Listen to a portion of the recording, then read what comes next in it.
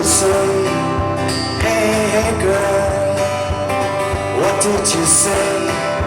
Hey, hey girl. You see sometimes.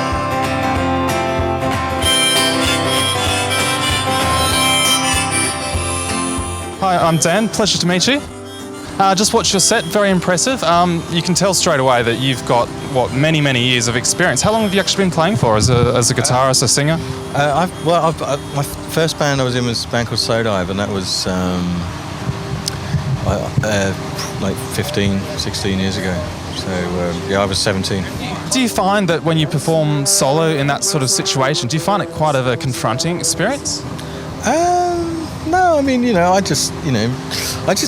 best thing about performing is just you're kind of sharing music with people. So that's just the way I look at it. Is and hopefully people enjoy it. If they don't, I mean, occasionally you'll get people that don't like it and they might heckle you, but no, I don't. What's your worst heckling experience? Sorry, you've brought the heckles up, so I have to ask. Well, actually, an ex-girlfriend of mine used to, anytime she came to a gig, she'd just shout out, play something good at some point in the evening. And I think just because I had that relationship with the heckler, that was always, because I just came to expect it. Did you feed off it though? Did the audience sort of find that a humorous element, or? Yeah, I mean, so it just depends how you take it, doesn't it? Hecklers is only it's basically as dangerous as you want it to be. I think, Chasing my cars down around Mother Archer, the memory too far.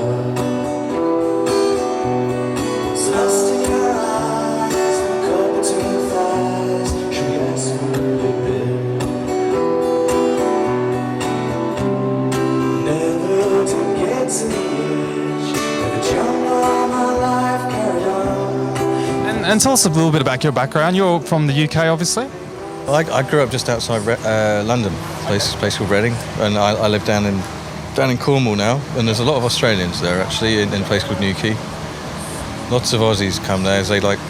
We go there for the surf, apparently. Just in case it's. Boarding. Yeah.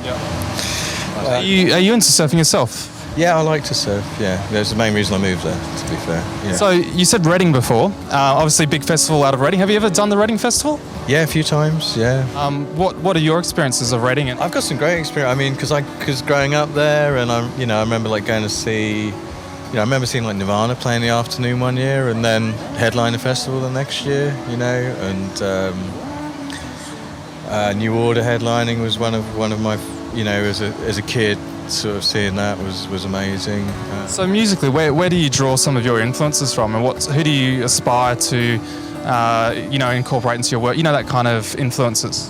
I suppose I sort of grew up being really into music like the Smiths and Deeds of Mary Chain and Dinosaur Jr., Sonic Youth, and just kind of real noisy stuff. And so very, very different to what you're doing now. Yeah, totally. And I suppose, I don't know, as you just get as you get a bit older, you get into different stuff, and so there's obviously the acoustic sort of stuff and all the stuff like Nick Drake and Bert Jansch, the sort of English folk stuff I really like, and I don't know, all the sort of classics, people like Dylan and Neil Young and final question, big gigs. We're obviously on embarking on our world tour. It's kind of a competition that we've won through Universal Music, and it sees us going to all these big festivals. So that's why we're lucky enough to be kind of asking you a couple of questions here. Are you going to do, what other big festivals are you doing this year, particularly in the UK, Europe, and in America? I don't know, to be honest yet. I'm still, hopefully we're doing a few in England. Not Glastonbury, it's a bit too big for me. I like smaller festivals. This is a really nice size, actually, But and it seems really lovely, so I'm looking forward to the rest of the night, Fantastic. Lovely to meet you, sir, and all the best for the future, yeah. Thank you. You don't really want